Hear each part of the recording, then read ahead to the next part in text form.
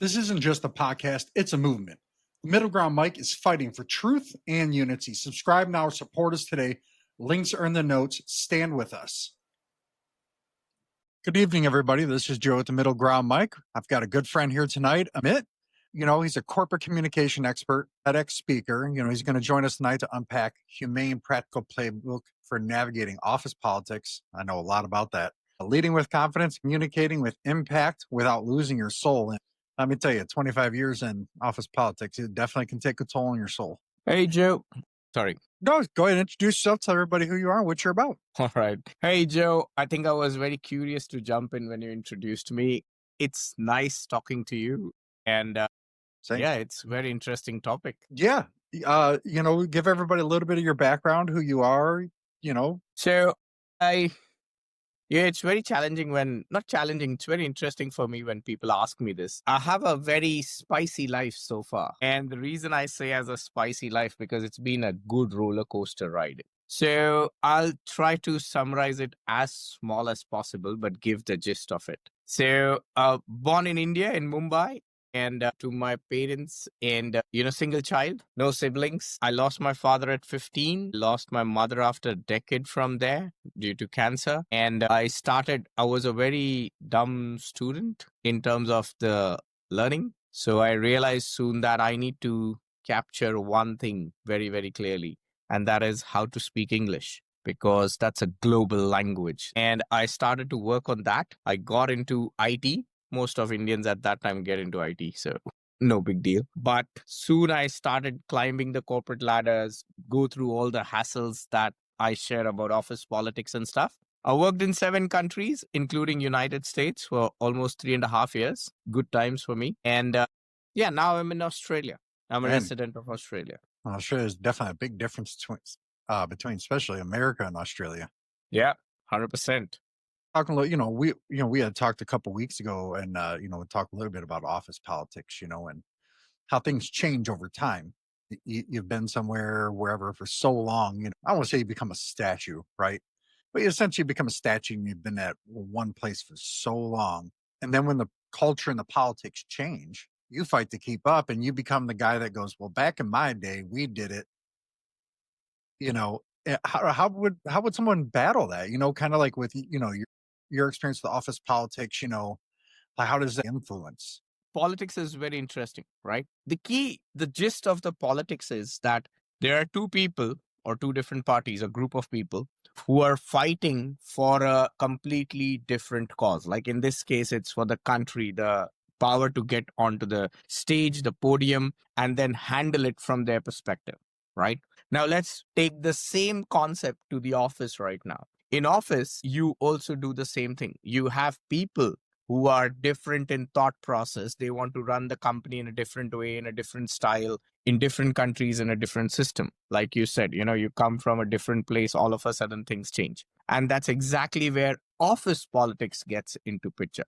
Because now there are 2 people who are same qualified on papers, everything is same, and they want to compete for that one position at the top or whatever it is, right? The next level. Someone wants to go there faster, and that definitely gets, and then there will be people who will start like, okay, I'm going to side you. The same system that we have for the regular politics. And it can get dirty. I mean, it does, I tend to coach people, I have a lot of managers, I don't know, 20, 30, something like that. And I tell people, I say, if you want to stand out, when things are going bad, find the solutions, because if you want to move forward, that's who everybody's going to remember, who helped solve the problems, because they want to know that if they put you in that leadership position, if something comes up, you're going to help solve it and not just either say, hey, it's not my problem, or run the other way. Yeah, I agree. Problem solvers are the ones who will get the first cut. Yeah. And that doesn't mean problem solvers are always the best choice, to be fair. Because sometimes you need a more of a rah-rah person to get the problem solved, and not every problem solver is that. I'm a little bit more vanilla, kind of salt and pepper type of guy, but as a leader, I try to recognize, okay, there's certain things that I'm not good at. For instance, when I put signs up and make spreadsheets, for me, it's just very plain and direct. I get one of the people that I know are creative. I go, hey, this is the information I got. This is what I'm putting in here. Now you take it and make it pop. Yeah. And they do. And it's like, and that's why I tell people, I say, you don't have to be the greatest at everything, but you also got to know how to find the people that are better than you at things and not be intimidated. True. And that's where office politics, I think a lot of leaders, when they do politics, I think some of it, or at least a good chunk of it, comes from intimidation of that person coming up. True. No, that's very well put. And that's the difference between the leader and a typical manager or boss kind of a thing, right? And we have seen this everywhere. And it's a little, what I have observed working with people is that emotions and ego take up a lot of their space in the head. It's nice to feel that I don't know Excel, this guy knows it. But then in my head, I have that certain level of ego. I have certain level of pride. I have certain level of, oh my God, I can't, So it takes time for people to realize that, to come out of that boss mode and do the leader mode. And I know there's one reason as well, is because when you try to be sometimes to be a leader, there are people who also take undue advantage of that. And these people come out like a soft person at the end of the day. They don't command, they don't have that. When you have to command something, you need to have the power in your voice as well. You need to have the power in your body stance as well.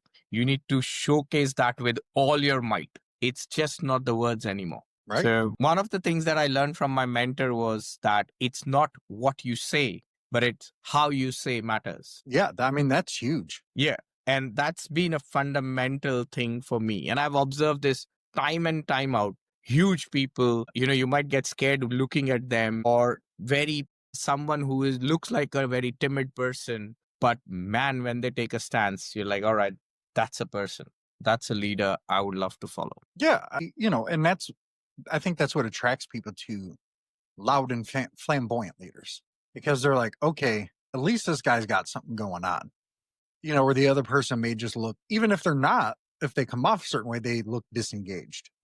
They look like they're not present, even if they're present, but you got to give off that impression that you're present, because if you don't, people they're going to tune you out. They're not going to tune in. You're just spinning your wheels in place. Yeah. Let's talk we had talked a little bit about, humility, and then, we talked a little bit about, health setbacks. How does all of that kind of factor in, combining the office politics with that and with a little bit of the health setbacks? Where did that take you from the start? And then how it guided you going forward? Yeah. In my case, so I've not been a very technical person from the start, right? I was not a coder kind of a person. So for me, it was very simple in my head that I want to do the work which is client centric, where I can show my face, I can talk. But the problem soon I realized that it's just blabbering or talking is not going to help. You need to have the knowledge as well. Right. And I still remember this is back in 2015 or 16, where I was managing a huge project from Brazil. It was 43 people that I was working with. I was asked to present my, what's happening. Hey, why don't you share it with the larger group? People like to know, blah, blah, blah, because it's just been close to 3 weeks that we started. And big room, 20 people there, because it was a different location. So people on the calls and stuff. And I started the presentation, and around 12th or 13th minute, one of the senior most manager got up saying that, Amit, great slides, by the way. I don't understand what you're trying to communicate. Now that was a kick on your butt. Yeah. Because you send the agenda, everyone knows what the hell it is. The meetings, the title says it. Everyone knows that I'm presenting. And this guy stands up and says that he doesn't understand what I'm communicating. And my English is decent enough for everyone to understand. At that point, I know it was like, I was gonna not kill him, but go felt and like it. slap him. What the hell are you talking? But I was massively embarrassed. Massively. I was in my tears. I somehow finished it, just ran and literally went to the toilet and started crying. So what the hell? He insulted me. But that's where I realized, after all the crying and all the beating, I realized two things. Number one is that speaking in English is not communication. And second is that just putting some data out there is not communication either. But that also began a troll of office politics against me, right? You can imagine now I'm a fun for everyone at work. Yeah. So that was the pain area for me where things started to roll. And soon of course, the first thing that you do is you try to find what was the solution, right? And in that time, we didn't had mentors like we have at least now, post-COVID, it has been a lot easier to go and find an influencer. So back then it was a little difficult, but I managed to find few folks in US and India who were like, let's help you out. And we started to work on communication, understanding all the other aspects of how do you do the impact rather than just speaking something. Yeah, So that's important. that's where the journey started for me. And soon I also started to realize that, a leader is a very different person. I'm a project manager certified guy, but I was an autocratic kind of a person, So I realized that that's not working well. I should be humble enough, but making sure that my work gets done. So, things like that started to help me a lot. And the other biggest impact was Ryan Holiday's book, The Ego is the Enemy, right? That's where I learned that, oh my God, we are egoistic most of the time. So I blended many things into my job role, which traditionally are not the standard ways of working. Yeah. Let's take a quick break. The MiddleGround Mic isn't just another podcast. It's a movement for unity, for truth, for a future beyond the left and the right. But movements don't grow without people willing to stand up. Subscribe now on Buzzsprout. Fuel this mission directly on PayPal. Every subscription keeps the fire burning. The links are in the show notes. Be more than a listener. Be part of the middle ground. I definitely had a moment myself where I was asked to present a scholarship. I've been in management for a long time, but the one thing I was never good at and never liked doing, speaking in front of a school full of kids. And that was probably the most intimidating day of my life. Still to this day, probably the most intimidating day of my life. I can stand up in a room full of adults, no problem. But you put me in a room full of high schoolers and I'm like, man, this is like, they look at you differently than an adult would. So you just gets at you. I'm generally a pretty quiet person. This stuff, it took a lot. Hey, you learn, you teach yourself. And that's something that I really liked about your background. You taught yourself in. I try to tell my son that I say, hey, I'm generally not the person when somebody walks by and they go, okay, hey, corporate person, blah blah blah blah blah. I was like, but I had to teach myself. I had to push myself, and what I always did is I found the smartest person in the room and the most practical person in the room, and I bugged them to learn everything they did. I stayed over, even if I wasn't getting paid, because I was like, I'm just here to learn. I'm not working. I'm just here to learn. And I did that for 4, 5, 6 years, and it took my career off. It just kind of makes it work for everybody, and that's what your office politics thing, because that's just, I try to tell everybody, for me, my experience is that is like a big thing to help you is being willing to engage people smarter than you. Because there's always somebody smarter than you. And there's always somebody, even if they're not necessarily smart, they might have a better idea. And that's okay too. Yeah. I asked one girl, she's a woman, I said, you seem to really enjoy working for me back in the day. I said, what did you like? And she goes, well, you gave us a framework and said, as long as we did everything within the guidelines, you're okay with however we did it. As long as we didn't do certain things we weren't supposed to, blah, blah, blah. She was like, you gave me the freedom to be a leader and you respected me, and she was like, that made it very easy to show up to work because people knew that I had expectations, or she did, I should say. And, people knew that they had to follow them because I would per se have her back, quote unquote, whatever you want to call it, and I think that stuff's like important. Right. And, and I've always kind of joked to people. I'm like, hey, the people who produce are the ones that are technically the favorites. I said, that's not favoritism. That's business. Yeah. Just like in the stock market, whoever produces the most profit is darling of Wall Street. Of course. I like that thought because, and I 100% agree with you on two things here that you mentioned is that one is that you give the framework, let others decide how to do it, because that how is where they will bring their own skills, qualities, whatever they have. And now they have a guiding system that's the starting point. Don't go beyond this. All good. And the other thing that you mentioned was about how you actually sit and query someone. so that you can get the understanding and, you understand that you're not the smartest one, but there's someone, but you're willing to learn. So that's a positive signs of the leader in a way, correct? Yeah. Yeah. I don't want to say it's necessarily like a lost art, but a lot of people tend to see that these days as depending on the situation. Some people see it as weakness. Some people see it, because they'll be like, oh, well, you're not sitting there micromanaging them, every little move. And I'm like, if I've got to do that, why did I hire them? I have a life too. I love my boss to death. She's a great woman, but man, she is just, she, she's just laser focused 24/7. I said, man, my mind is not that sharp. Yeah. Not as hers. But everybody has their thing. But kind of talk a little bit about your CCC framework. Yeah. Let's start with that master yourself part. Yeah. So I started in 2020, when I realized that I've been working all the while. I'm still working right now because I still love my job, what I do. And in 2020, before 2020, I was working with Project Management Institute as well. I was volunteering with them for close to 5-6 years. I was part of the Agile questionnaires, trainings, part of the project management sessions and stuff. 2020, I realized that, hey, you know what? I think I can do something on my own as well. And that's where I thought, let's start with something. So I started with storytelling. Then I realized storytelling is just one small snippet of the communication world and stuff, because people need to know. Even if I tell them how to tell a story in a presentation, they need to really know how to articulate it well to make an impact, correct?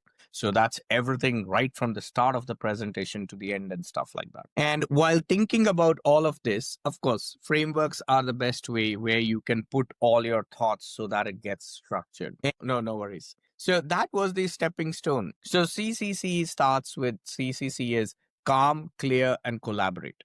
The whole point here is a lot of people come to me and they come to me at that stage where they are not confident. They are either losing their job, about to lose their job, or they are stressed, massively stressed. So the first task that I need to do, you should always feed a hungry person with the food first, not the knowledge first. And that's what I did. So that's what I do now. I try to make them calm. So how do we do that? We basically help them to realize that they are good enough for the first thing. So working on their mindset, and it's not about affirmations. We basically do run some tests on them, tests on analysis. So we do their DISC analysis, for example, and stuff like that to understand their personality and then see how they are, what they are doing and stuff.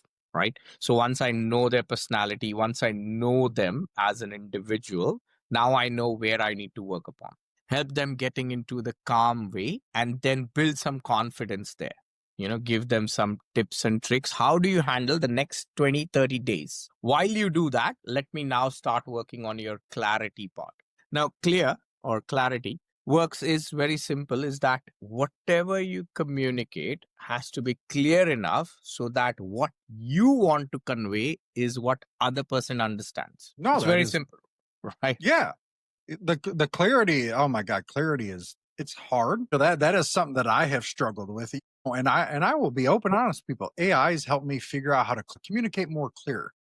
Yeah. Or clearly, it's really giving me that, like, if I'm not sure how I should word something, and I don't want to generally ever be like, okay, hey, I should say it just like this, but it'll give me, okay, this is the frame of mind that it maybe should be given in, and that's why I tell people, don't be afraid of AI in that aspect. If you've ever put your face out on the internet, I hate to tell you, everything you know about is already out there. Everything about you, so don't let that sway you away from a tool that could help you. True. No, I certainly agree with you.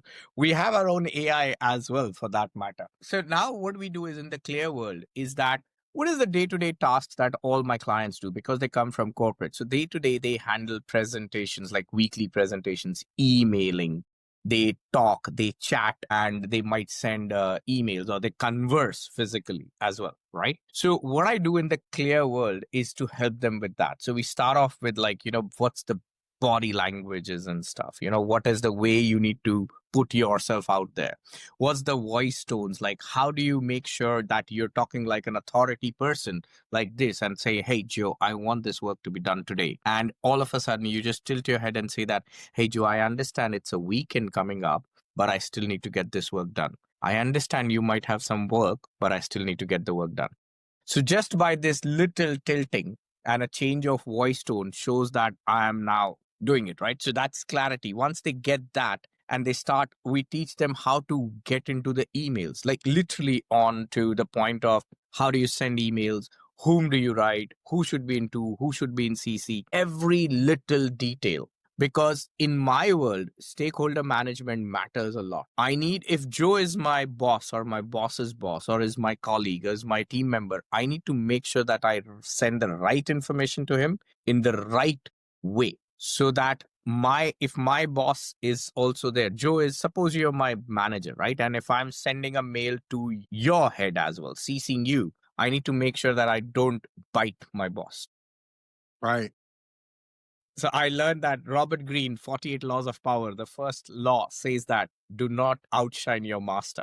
So that's where clarity comes. So you need to know whom to speak, how to speak, when to speak, and how do you deliver that. And then comes collaboration. This is where we help people with negotiations, conflicts, a little bigger in the leadership realm. And that's where all the other things are taught. So that's the CCC framework to a certain detail. Yeah, I mean, that's great. I mean, it definitely, not biting your boss is something, that I've had to learn, right? So, I have my direct boss, but then her boss, I have a really long-term relationship with, because when the company first bought the company that I was with, he was my direct boss at the time. And then he was my direct boss for, I don't know, 10 years or so, give or take. And then he got promoted. I got promoted. He went like way up to the tippy top. And so, you just have that little bit of a rapport, right? That you may not have. So sometimes you got to make sure, I learned you got to make sure you don't word things in a way that might get your boss, like, I want to say like in trouble. Yeah. But definitely make it not look like you're subverting them, not including them,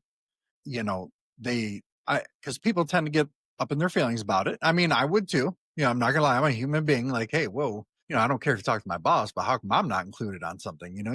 You feel a little kind of way, and it's perfectly natural. I tell people it's natural to feel like that. It's how you act on it that matters. True. And it's that clarity, and I learned, like, hey, you just got to be, you got to play things the right way, because sometimes if you don't word it the right way, your boss's boss goes back to your boss and says, you want to know what he just told me? And then next thing you know, you're playing damage control, and now all of a sudden everybody's mad at you, and that it's just a bummer that it goes that way. But it was something that I learned, right? It was a learning experience. I was lucky enough to have bosses that don't hold grudges, because some bosses are, I don't want to say they're not mature enough to not hold a grudge, or however you would like to word it. It's kind of a bummer, when it goes that way. Like the biggest thing, for me, like, tell like our listeners from your perspective, I guess maybe your perspective is, the leadership with the mental health, right? And you've faced a lot of challenges. So like the one thing that and I'm still learning this to this day, and I know probably a lot of people probably under the age of 45, 40 years old, or, you're getting to that point in life for your kids at a certain age, you've been doing something for a while, you start to hit that, they like to call it midlife crisis, but I think these days we call it burnout, and you start seeking that to get that, like, man, where do I get that fire back? Because you've hit a point where you're literally just checked out to the point where you're like, yeah, man, I'd take a lower paying job than deal with this. And most of the time you don't even mean it, but you're so frustrated. And I see that, like, I thought that it was just a me thing at one point. But then, the more I talk to the professionals and stuff, I'm like, man, this is like, if you've been doing something for so long, it just seems like it's part of the course. Yeah. So how did you deal with something like that? Because obviously your stuff changes a lot, but how do you deal with like burnout and the mental health aspect of it? That's the thing. So burnout or middle life crisis, and that's the point it comes to. You're absolutely right, because when we were slogging our asses, like when we in 20, and pardon my language, so sorry, but when we're doing that in my 20s or in 30s even, it never felt like that. right? But now when you enter post fees, yeah, all of a sudden you start feeling this burnout thing. And I completely agree and I get it. I think for me, I do get burned out all the time. I'll not deny this. There are two things that, or maybe few things I would say that holds me back. Number one, what I also realized is when I'm in that state of burnout, I tend to take a leave. So I find a sweet spot at work where I can, it also depends where you are right now, Right. like you said, if you are with very silly bosses who just doesn't understand personal life and other things, well, then it's your hard luck. But if you're in a good place, in a good environment and stuff, that's where you can capitalize this, is that you can take a half day off, for example. The most important thing what I learned is that the showcasing of burnout should not happen at work. That's the most, because people remember, and 99% of time people always remember what you haven't done instead of what Yes. you've done. And I have learned this. I recently did it, this drama of mine, and oh my god, people remember. So, and I actually recorded on an Instagram like 30 minutes after I did my drama. I'm like, what the hell I did? And I went out for a walk and I recorded an Instagram video quickly on the mess that I created. And it wasn't that big. I was just a little arrogant in the meeting where people were like, Amit is nice and stuff. So that showed. But yeah, take a break, go for a walk. If you can't take a leave, my suggestion is take a leave. If you can't, go for a walk. Helps. OMG, the walk really helps. If you're at home, just log out for like 30, 40 minutes. Because the only thing, my only suggestion, nothing else. For me, music works. I love music. So that's another thing. Only thing that works here in the burnout stages, at that moment at least, is to stay disconnected. Do not show your miserable face or your voice to anyone, because you will be in that state. And this is where office politics gets worst, is because people do not know how to handle it. They burst out on someone unnecessarily. And yeah, that creates a whole new nonsense. But yeah, some things that you've kind of talked about is the credit stealing colleague. I think everybody's kind of experienced that. I have to a point, but as a leader, I always, and I've never understood why people do this, and I've seen it, and I don't per se I don't necessarily speak up on it per se. I do to my boss, right? I'll be like, hey, this is what I have seen, blah blah, because I'm not trying to embarrass that other person that's stealing credit, right? Then it comes off as vindictive. But I'm like, hey, you don't need to make a big deal about it. But just so you know, person A had a lot of role in that. They were hardworking, da da da da. It was a team effort, because generally the person that does take the credit, there's somewhere along where they find that, hey, I can slap this on myself because I did ABC. So you got to make sure you kind of wrap that in there, but also point out the other person. With myself, I always said, hey, hey, how did we increase sales 15%?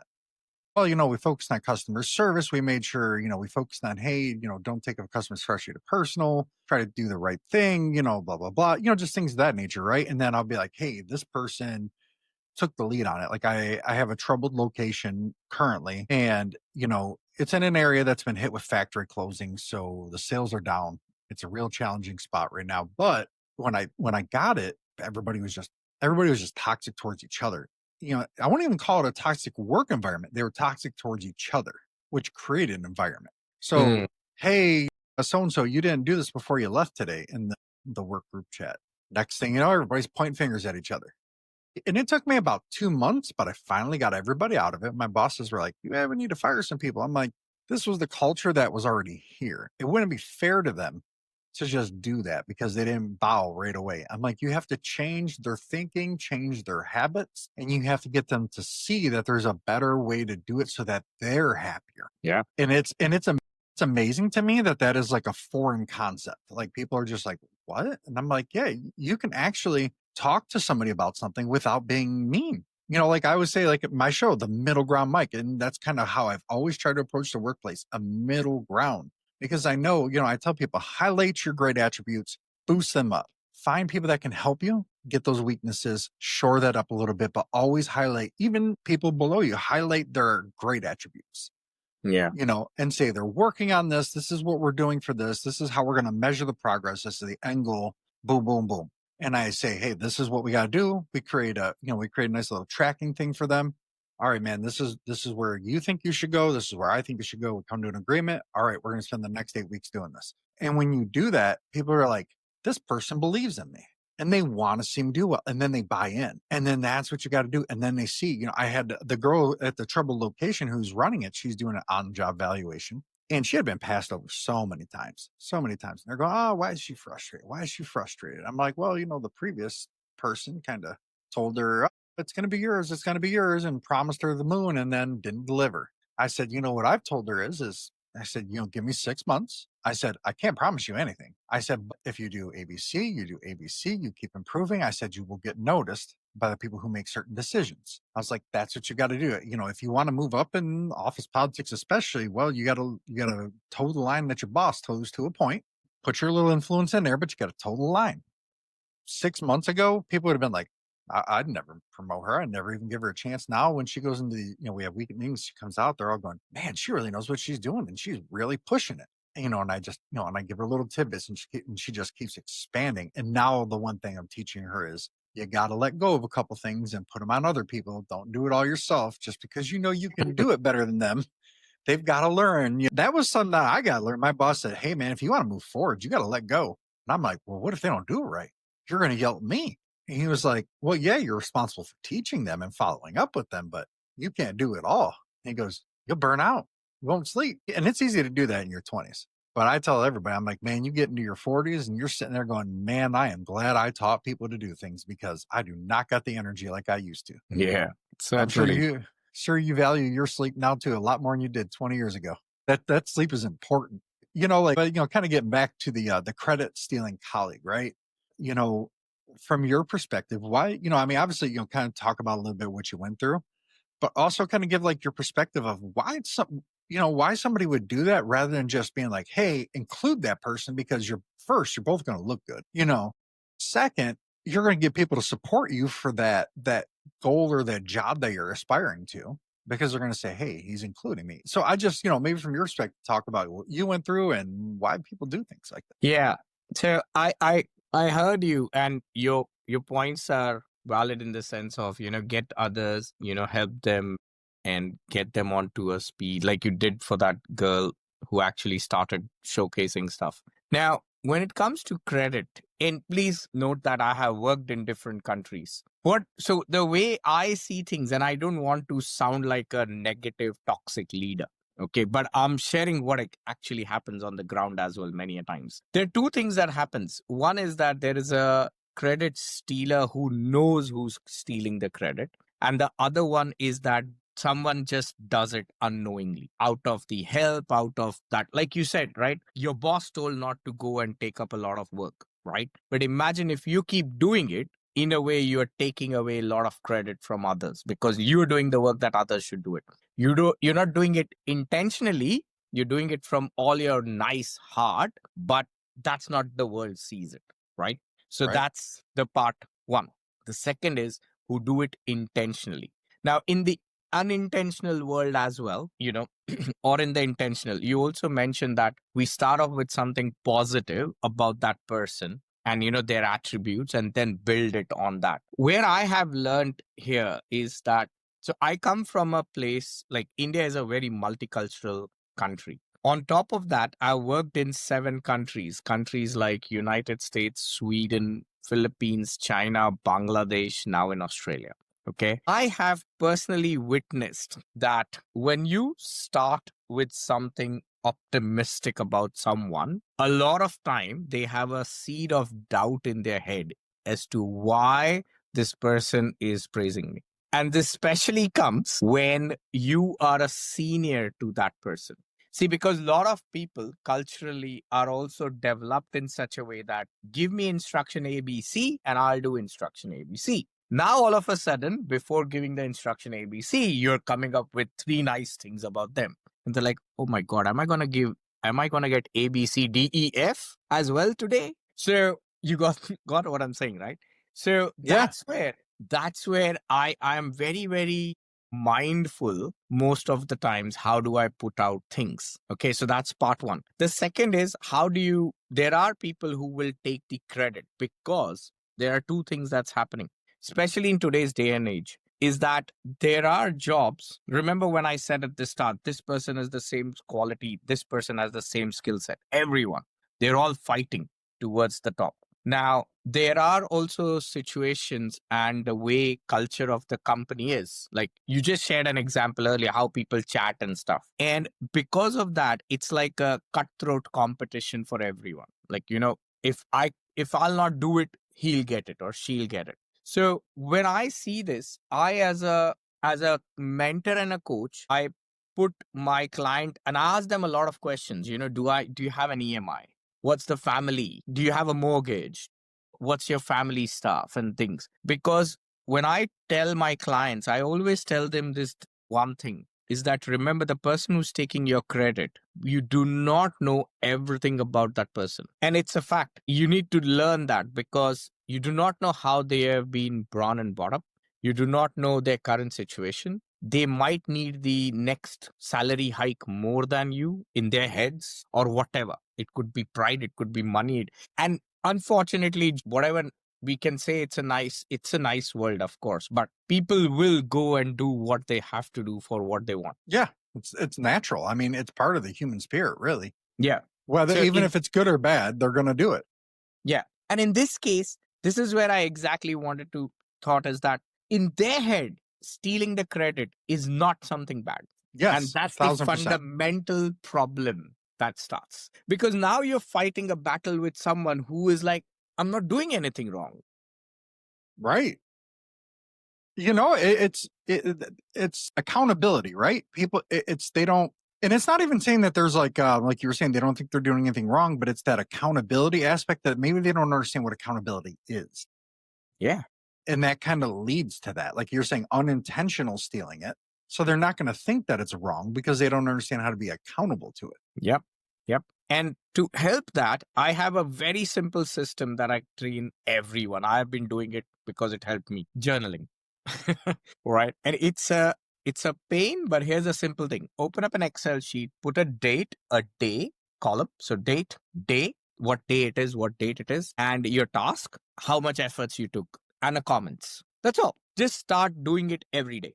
I know it will be a little hassle, but once you get into the system, you'll do it. And what will start happening is that you'll start taking notes about your own work. And when you use that for 20 days, and I've done this because there was something that happened with me back in 2010 in US, blah, blah, blah. And I had the notes of 28 days with me. And when I just shared that, what happened? My boss had all the arms and ammunition that he required to fight for me as well. It's not just words anymore, because what I keep saying that to people is that, yes, you are saying the truth. I don't deny it. But hey, how can I show that? Right. Yeah. My boss, she likes to always say, make sure you take working notes. She is the queen of working notes. I swear to God, that woman probably has an encyclopedia of working notes somewhere. No, I can say when I went under her division or whatever, I was very nervous because her and I had worked together before, and it wasn't the greatest working relationship. But now, 10 years later, we work really good together. We relate really well. And now I understand a little bit more about who she is because I've been in the position she used to be in. So Nice. now I understand where she was coming from, and sometimes that perspective is just as critical. I have a phrase where I say perception often is reality. Yeah, well said. And, so kind of building on that, like, what are some toxic patterns you see in some of these things that really bring up a lot of these problems and things of that nature? I think the toxic patterns is when people start becoming over soft to you. Oh, yeah. Yes. Yeah. Mm-hmm. Yeah. Yeah. I mean, and that's critical, kind of like, I don't want to say like defending yourself in toxicity, right? But kind of creating that spot where when people look at it, it's very hard for them to pick it up. Maybe they might pick apart your results or your approach, but they can't pick it apart, dissolve it because they want to. You have to, and if you do something like the working notes, things like that, when it comes time to sit down face to face, talk about the problem, hey, we got to take this. to be honest, the conversation goes a whole lot smoother rather than it becoming a mudslinging contest. Because if you don't have those things, if you don't have certain kind of conversations, it can get bad and it'll turn toxic, because then it just turns into everybody pointing the finger. Everybody's mad at everybody. It's life lessons, and that's the toxic part is very hard, because sometimes what I've learned is people have a hard time figuring out what is frustration and what is toxic. Because a lot of people say, when you try to address toxic, they go, well, you're telling me how to feel. No, I'm not telling you how to feel.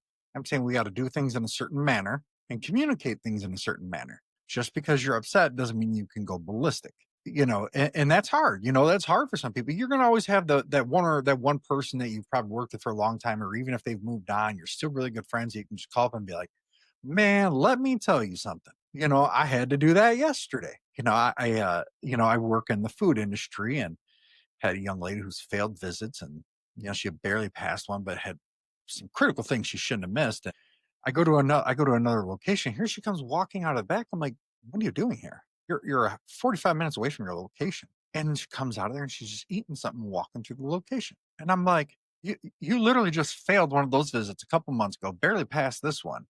And you're doing something that could cause an automatic. I'm like, what goes through your head? Like, do you not understand the consequences of your actions? Her words to me literally were, well, they're not going to fire me. And I was like, okay. Yeah. You think you're immune. And I didn't say nothing. I just, I waited for her to leave, and I went outside. I called my friend, and, he had recently just quit last month. He took a job in Philadelphia, same business, just, different state, higher paying position. I said, and he actually used to be her boss.